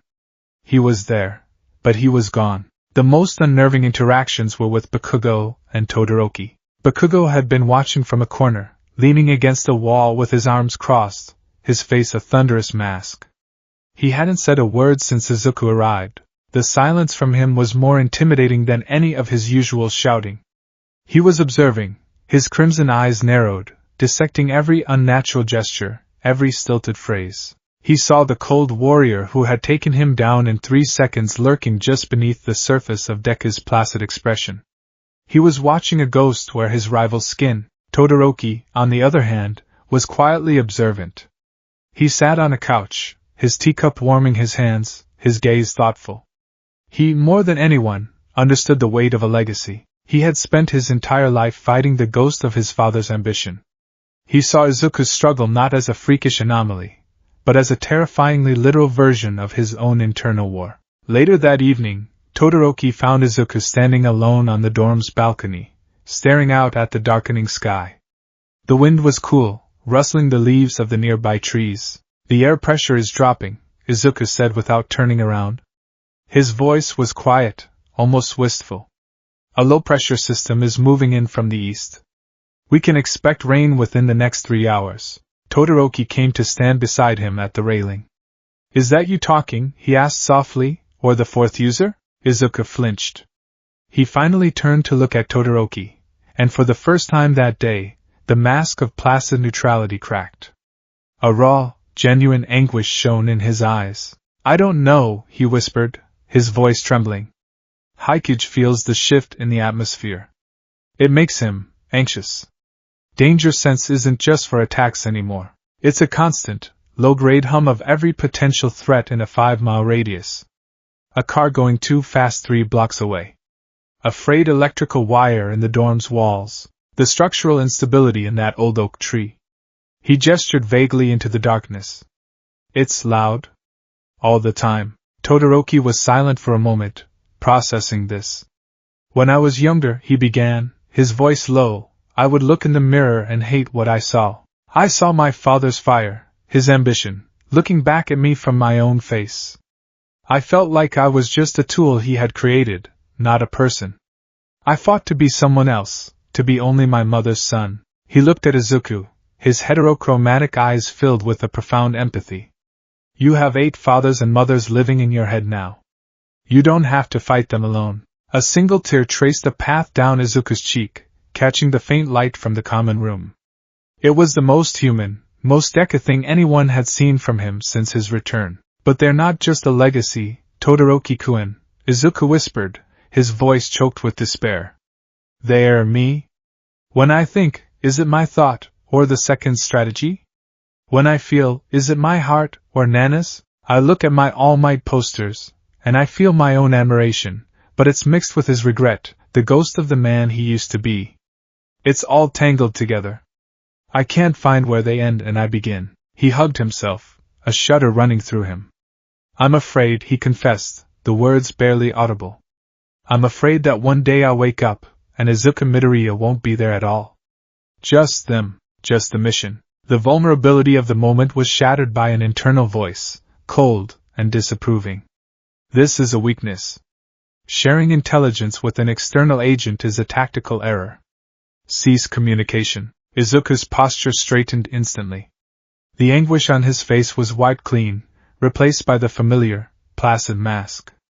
The conversation is concluded, he stated, his voice devoid of emotion. He turned and walked back inside, leaving a stunned and deeply worried Todoroki alone on the balcony. That night, sleep offered no escape. For Izuku, sleep was not a respite, it was a doorway. He didn't dream his own dreams anymore. He dreamt the memories of the dead. He found himself standing on a rooftop, the wind whipping a familiar yellow cape around him. He looked down at his hands, large, strong, heroic hands. He was Toshinori Yagi, in his prime as All Might. Below him, a city gleamed, a beacon of peace he had sworn to protect. He felt a surge of pride, of strength, of profound responsibility. But beneath it was a deep, aching loneliness, the loneliness of the symbol, a man who stood so far above everyone else that he could never truly stand with them. He felt the phantom ache of an old wound in his side, a constant, chilling reminder of his own mortality. The scene dissolved. Now, he was in a dark, grimy alley. Rain was pouring down, plastering his long, dark hair to his face. He was the second user. His body was a knot of coiled muscle and adrenaline. He was clutching a crude, makeshift weapon. Around him lay the bodies of his comrades, victims of All for One's first reign of terror. He felt a rage so pure and so cold it was like liquid nitrogen in his veins. He felt a fanatical, all-consuming hatred for the man who had stolen the world from them. There was no hope here, no heroism, only the grim, bloody reality of survival. The scene dissolved. He was in a small, cozy apartment. The smell of baking cookies filled the air. A small boy with dark hair was laughing, running to hug his legs. He looked down, and he was Nana Shimura. An overwhelming, heart-shattering wave of love washed over him. Love for her son, this small, innocent life she had brought into the world. Then, the world ripped apart. He was no longer in the apartment. He was in a storm of rubble and red-black energy. All for One, in a younger, more brutal form, stood before him. He could feel his bones breaking, his lungs filling with blood. But the physical pain was nothing compared to the agony in his soul. The agony of knowing he had to send his son away, to abandon him to save him. The terror of facing this monster, not for her own life, but for the future of the quirk she carried, for the hope she was passing on to a young, lanky Toshinori. He felt her final, desperate thought as her world went black. Live, Toshinori. Kotaro, my son, please forgive me. Izuku woke up with a strangled gasp, sitting bolt upright in his bed. His face was wet, but the tears felt foreign, shed for a child that was not his, a sacrifice he had not made. He was drenched in a cold sweat, his heart hammering against his ribs. The sorrow was so immense, so profound, it felt like a physical weight crushing his chest. It was Nana's grief, as fresh and raw as if it had happened a moment ago. He stumbled out of bed, his legs shaking, and collapsed to his knees. He was suffocating, drowning in the borrowed trauma of 8 other lives. It's not my memory, he sobbed to the empty room, clutching his head. It's not my pain. Please, make it stop. But it didn't stop. The voices in his head were there to comment, to analyze, to feel it all with him. Her grief is a powerful motivator. But it must be controlled. Emotion clouds judgment, the second observed. She was so strong. All Might's vestige whispered, his own sorrow echoing his master's. This is our burden, ninth, Yoichi's voice said, steady and somber. To carry their pain is to honor their sacrifice. Do not run from it. Endure it. He spent the rest of the night huddled in a corner of his room, rocking back and forth, a 17-year-old boy trying to bear the weight of a century of pain. Meanwhile, in a secure conference room deep beneath the UA campus, a very different kind of internal conflict was taking place. The boy is a psychological time bomb, Aizawa stated, his arms crossed, his gaze fixed on the grainy surveillance footage of Izuku sitting alone in his dorm room. He is unstable. He neutralized Bakugo without a second thought. His emotional responses are erratic. He is a danger to himself, and to my other students. All Might sat hunched in his chair, looking older and more broken than ever. He is not a danger, Aizawa. He is a child who is suffering. He was a child, Aizawa corrected, his voice hard. Now? I don't know what he is. But I know that what I saw in that gym was not the Izuku Midoriya I trained. It was a perfect soldier, a weapon, and weapons that cannot be controlled must be contained. Niza sat at the head of the table, sipping his tea. Your concern is logical, Shota. However, containment is a short-term solution to a long-term problem. Furthermore, we must consider the strategic implications. He set his teacup down with a soft click. The entity currently known as Izuku Midoriya is, without question, the most powerful individual on the planet. His display in Gym Gamma was proof of that. All for One was repelled, not defeated. He will return. When he does, this weapon may be our only hope of survival. All Might slammed a fist on the table, his skeletal frame rattling with the force of it. He is not a weapon. He is my successor. My boy. And I have failed him completely. His voice cracked, filled with a guilt so profound it was a physical force in the room. I gave him this power. I told him it was a torch to be passed, not a fire to be consumed by. This erasure of his self, it's a fate worse than death. I burdened him with this. The responsibility is mine. He buried his face in his hands, his shoulders shaking. I should never have picked him. He was just a happy, heroic boy. I have destroyed him. Aizawa's hard expression softened for a fraction of a second. He walked over and placed a hand on All Might's shoulder.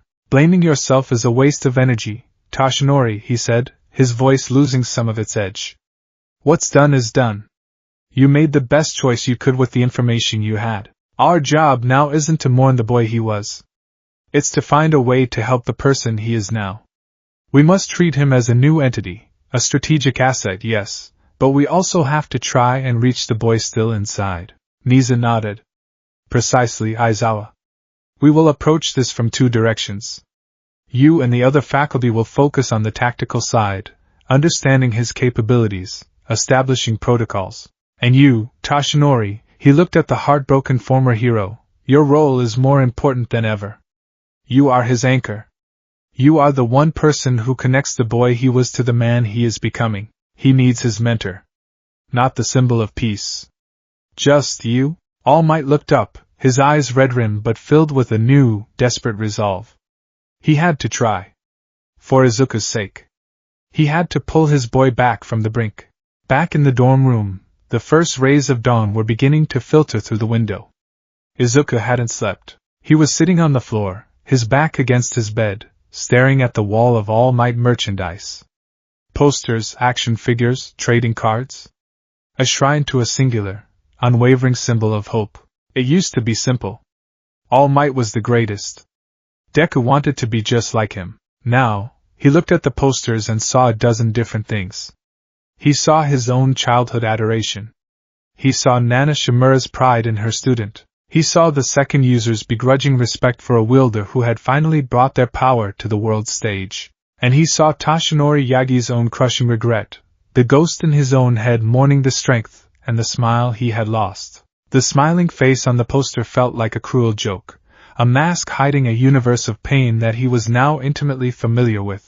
A quiet voice spoke in his mind, clear and distinct from the others. It was the All Might vestige. I'm sorry, my boy. The voice was heavy, saturated with a guilt that mirrored the man in the conference room. This was never what I wanted for you. To be a hero, yes. To save people with a smile, yes. But not this. Never this. Izuku stared at the main poster, the one of All Might in his prime, fist raised in triumph. He felt a surge of something he hadn't felt in days. Not fear, not confusion, not borrowed sorrow. It was his own stubborn, indomitable will. The will of the boy who had run toward the sludge villain with no quirk and no plan, only a desperate need to save someone. He slowly got to his feet, his gaze fixed on the poster. He spoke aloud, his own voice soft but firm, answering the ghost in his head and the man he knew was worrying somewhere else. I know. The cacophony in his mind stilled, listening. For the first time, he wasn't being swept away by the current. He was pushing back. But we're here now. This is the reality. Crying about it won't stop All for One. Feeling sorry for ourselves won't save anyone. He took a deep breath, his small frame seeming to grow in stature, filled with a resolve that was a synthesis of 9 generations of heroism. You all chose to do this to save me. To save one for all. You made a covenant. You sacrificed yourselves. That sacrifice won't be in vain. He looked at his reflection in the glass of a framed action figure. He saw his own face, his own green eyes. But this time, he wasn't afraid of the ghosts behind them. He was addressing them. We have to make it work. In a place that did not exist on any map, suspended in a silent, sterile darkness that swallowed both sound and light, All for One was contemplating beauty. The space was not a room, but a void.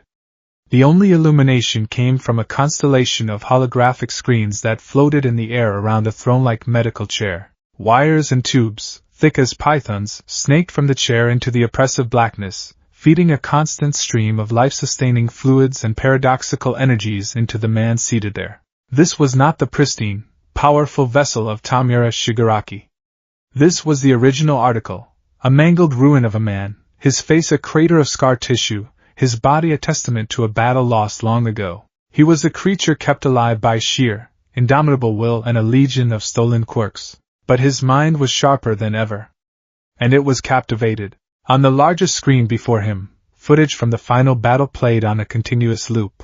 It was a grainy, chaotic feed, patched together from surviving security cameras and drone footage, but the centerpiece was terrifyingly clear. The moment Izuka Midoriya had stood up from the brink of death. The moment the pillar of kaleidoscopic light had erupted from his body, All for One watched, his unseen lips pulling back into a wide, grotesque smile. He ignored the part where he had been unceremoniously blasted across the battlefield. He ignored his own forced, humiliating retreat. He was not a creature given to bruised pride or petty anger. He was a scholar. A collector. And he was witnessing the unveiling of a masterpiece. He rewound the footage. Frame by frame, there. The boy's eyes, blazing with that impossible mixture of colors. The flawless, simultaneous activation of multiple quirks. The inhuman grace. The brutal, surgical efficiency of the final blow that had shattered his layered defenses. Magnificent, he breathed, the sound a dry rasp amplified by his life support system. Dr. Kyudai Garaki, his oldest and most loyal servant, shimmered into existence at his side, a projected image from a nearby laboratory. The small, goggled man wrung his hands, his face a mask of nervous energy. Master, Garaki began, the analysis of the energy signature is complete. It is confounding. It registers as one for all, yet the quantum entanglement, the sheer density of the consciousness markers, it's as if 9 separate quirk factors have been fused, not stacked, like a layered cake, but blended, like a new alloy. It is theoretically impossible. Theoretically, All for One repeated, his voice dripping with condescending amusement. You scientists are so limited by what you believe to be possible. You see a paradox. I see an evolution. He gestured a mangled hand toward the screen. My brother Yoichi, he was always so sentimental. He created a quirk that could not be taken, only given. A quirk that carried the will of its user forward. A foolish, romantic notion. He chuckled, a sound like grinding stones. But it seems his sentimentality had unforeseen consequences. The will he so prized was not just an imprint.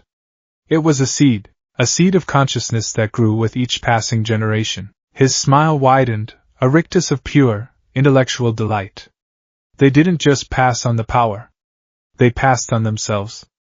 And now, to save their precious vessel from my grasp, they have done the unthinkable. They have abandoned their individual prisons and forged a collective. A Gestalt consciousness. A living library of heroes. Garaki shuddered. A monstrous amalgamation. No, doctor, all for one corrected, his tones soft and reverent.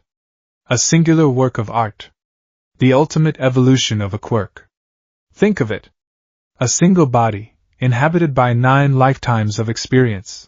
A warrior with the tactical knowledge of the vanguards, the heart of Nana Shimura, the strength of All Might, and the raw potential of the 9th, all working in perfect unison. It is the most unique, most powerful quirk that has ever existed. His fascination was palpable, a hungry, covetous energy that filled the void.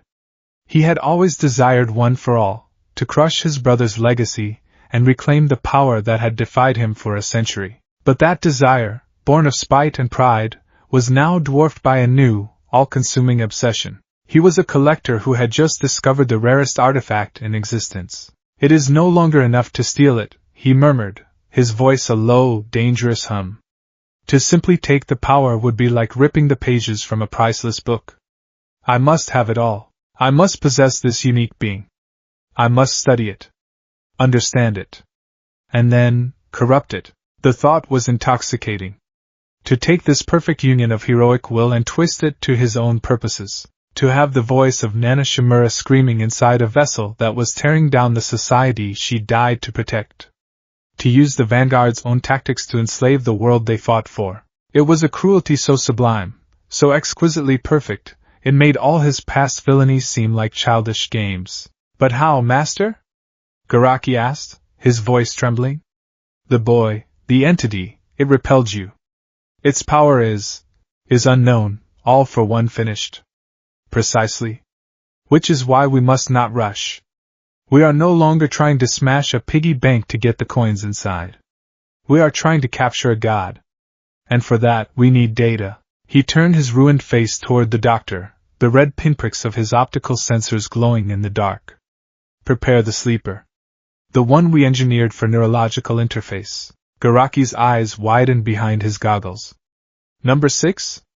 But master, its development is not complete. Its intelligence is volatile. Its primary function is to analyze and adapt, not brute force. It might be destroyed. Its destruction is an acceptable loss, all for one stated flatly. Its purpose is not to win. Its purpose is to learn. Send it to a populated area. A place where the hero will be forced to engage. I want to see how it thinks. I want to see how the committee votes.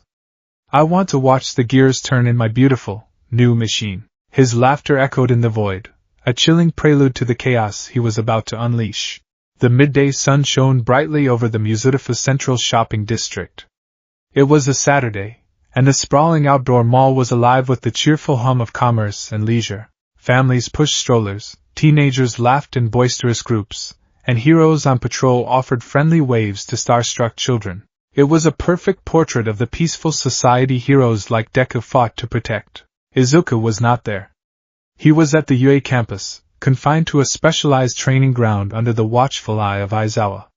The days since his return to the dorms had been a grueling exercise in control. He was learning to build walls in his own mind, to create a boardroom where he could try to mediate the constant flood of thoughts from the other 8. He was the host, the chairman of the board. Yoichi was the anchor, his calm presence a foundation for them all. Nana was the heart, the moral compass. The second and third were the vanguards, his ruthless tactical advisors.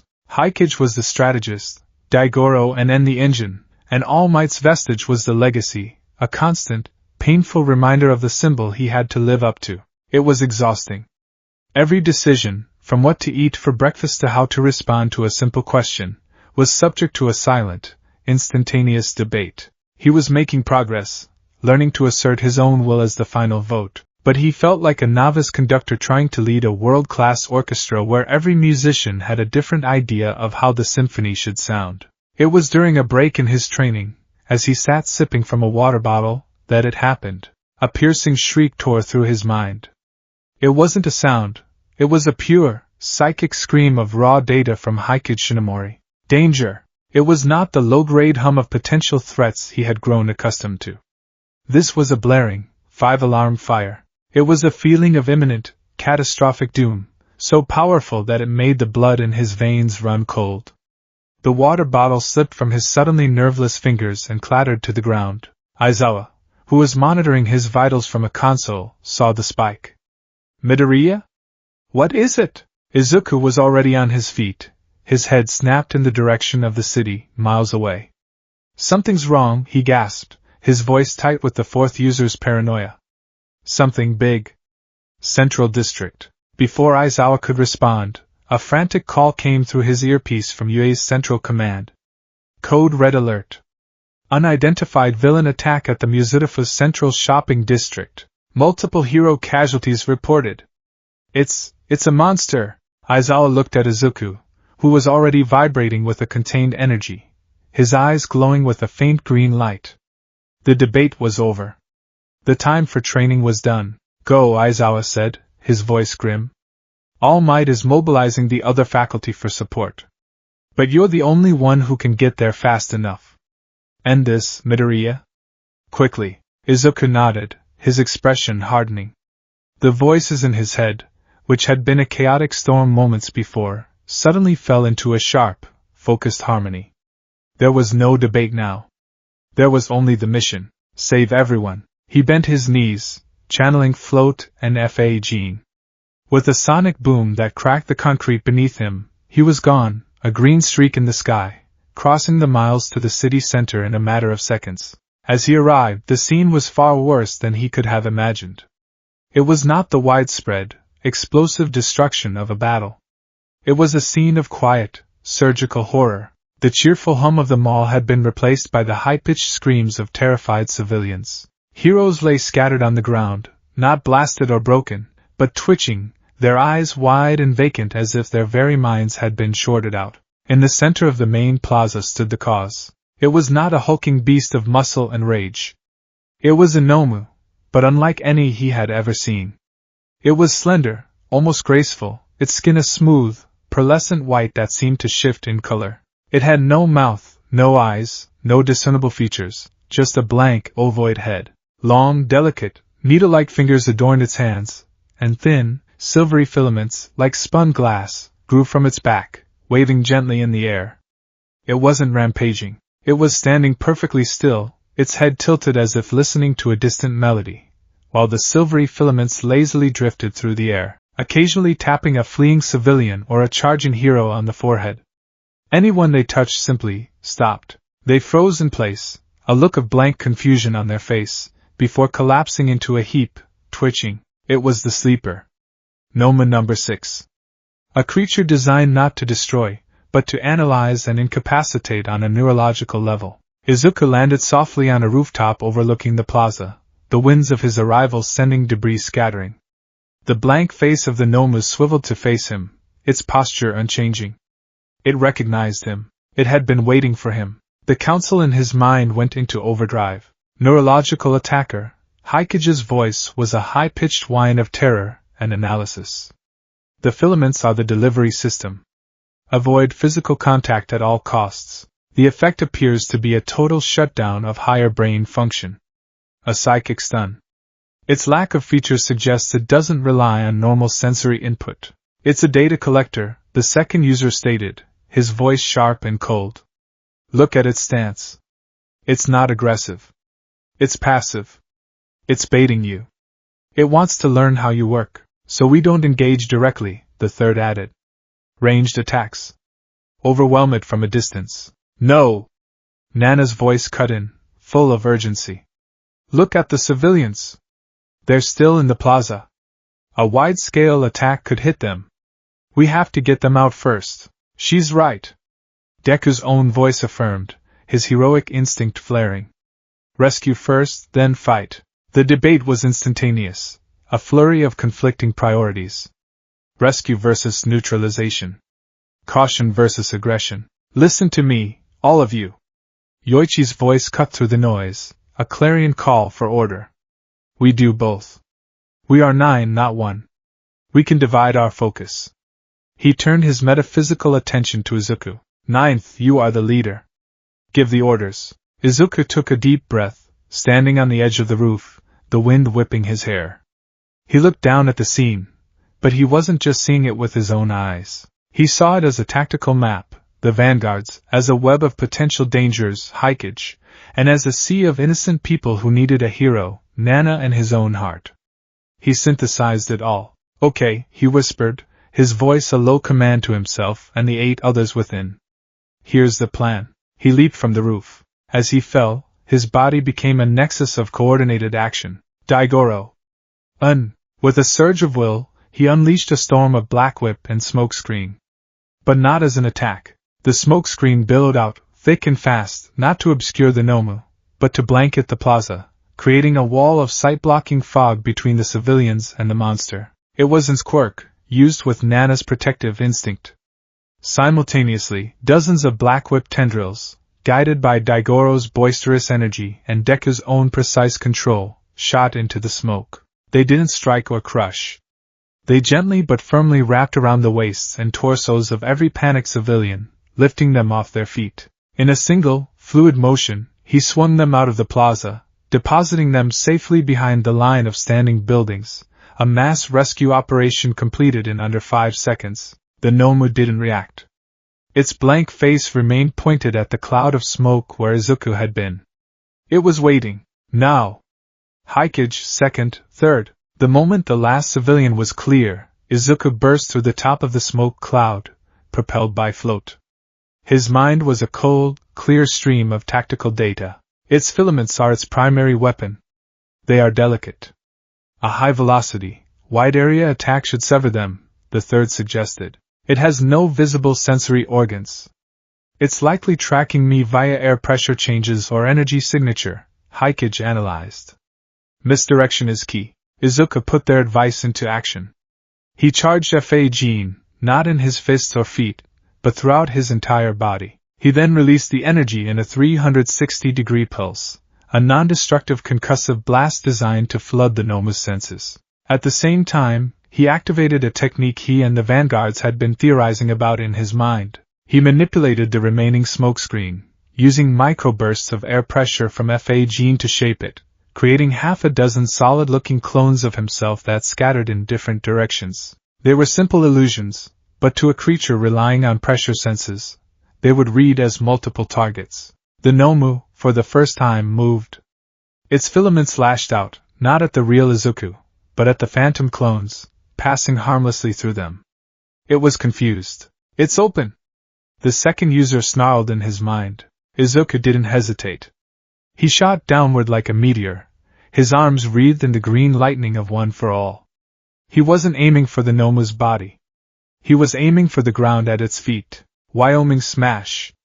He roared, a name pulled from the legacy of All Might, but with a new purpose. He slammed his fist into the concrete, channeling 100% of his power not into a single point, but into a massive shockwave that radiated outward.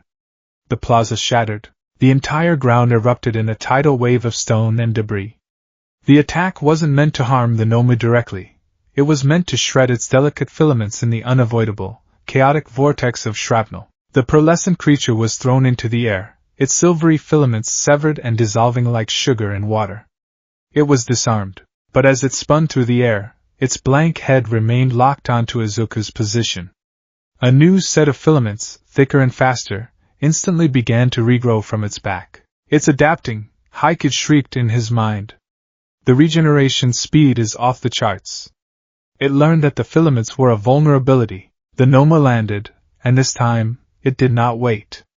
It lunged, its new, stronger filaments shooting forward like harpoons. Izuku was already moving, using float and Fa Gene to weave through the deadly projectiles. It was a beautiful, terrifying dance. The boy and the monster, one driven by a committee of dead heroes, the other by a cold, adaptive intelligence. It's learning my movement patterns, Deku realized, as a filament grazed his shoulder, close enough to make the hair on his arm stand up. It's anticipating my dodges. Then stop dodging, the second user commanded coolly. End it. Close quarters. Overwhelm its processing speed. It was a colossal risk. Going into close combat with a neurological weapon was suicide. But it was also the last thing the creature would expect. Nana, All Might Yoichi, trust me. Izuku mentally broadcasted to the protesting voices of reason and compassion in his head.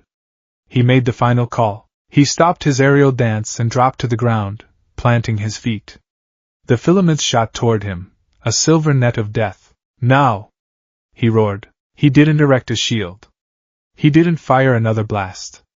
He unleashed Fa Gene in a way he had never tried before, channeling a massive, explosive burst of kinetic energy directly into the black whip tendrils still connected to his body. The result was a violent explosion of black energy.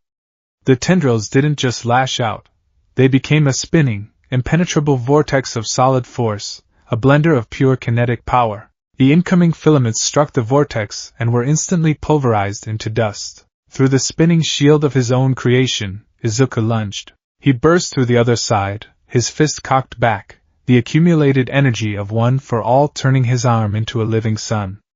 The Nomu had no time to adapt. Its analytical mind was still processing the failure of its primary weapon. Izuku was now face to face with its blank, soulless head.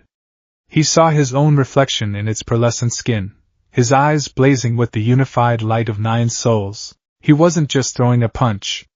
He was delivering a verdict. Texas. Smash! The blow connected. The force was absolute. But at the very last second, guided by the Vanguard's ruthless pragmatism, he altered the trajectory. It wasn't a destructive, explosive impact. It was a focused, penetrating force, aimed not to obliterate the creature, but to scramble its internal systems. The Noma's body convulsed. The light in its shifting skin flickered and died. It didn't explode. It simply switched off. It collapsed to the ground like a powered-down automaton, silent and still. The battle was over. The silence that fell was profound. Izuku stood over the defeated Noma, his chest heaving. The green lightning around him subsided. He had done it. They had done it. They had worked together, rescue strategy, misdirection, and overwhelming force, all deployed in a perfect, harmonious symphony of power. For the first time, it hadn't felt like a chaotic battle in his head. It had felt like a team. In the sterile darkness of his sanctum, all for one watched the final moments of the feed from the Noma's internal sensors before it went dark. He saw the coordinated rescue. He saw the clever use of multiple quirks for misdirection. He saw the final, brutal, and brilliantly controlled takedown. He wasn't angry that his expensive, advanced Noma had been defeated. He was ecstatic. "Oh, it's even better than I dreamed," he whispered, a real, genuine tremor of excitement in his voice. "It can think. It can strategize. It can delegate. It can synthesize conflicting ideologies into a single, perfect course of action." He leaned back in his chair, the smile on his ruined face a terrifying sight. The data had been collected. The test was a resounding success. He now understood the nature of his prize so much more clearly. It wasn't just a fusion of quirks. It was a fusion of wills. A council. A hero born from a committee. And all for one, the ultimate manipulator, the master of turning people against each other, knew exactly what to do with a committee. You don't fight it. You fracture it. You turn its members against each other. You introduce an idea so divisive, a choice so impossible, that they tear themselves apart from the inside. "Garaki," he said, his voice now cold and calculating. "The next phase can begin. Forget the Noma. It is time for a more psychological approach." He looked at the frozen image of Izuku Midoriya on the screen, his eyes blazing with 9 colors. "He thinks he has forged them into a weapon, all for one used to himself. He is about to learn that a weapon made of 9 different metals will shatter under the right kind of pressure." His chilling laughter filled the void, a collector who had just figured out how to open the lock on the display case of his most coveted treasure. He wouldn't just take it. He would break it first.